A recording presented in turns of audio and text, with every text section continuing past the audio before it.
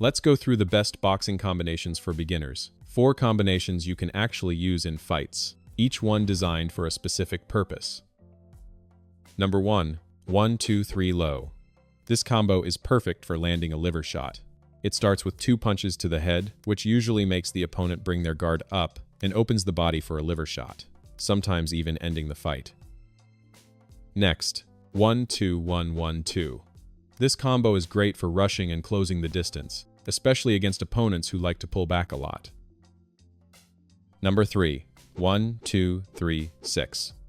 This combination flows very well, making it easy to learn and effective in fights. Number 4. 3-2-slip-6. This one is slightly more advanced. It's great for surprising the opponent for 2 reasons.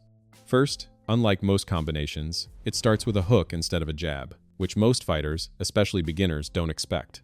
Second, it throws 2 punches from the same side in a row. People usually expect punches to come from left and right alternately, and this breaks that expectation and can land clean.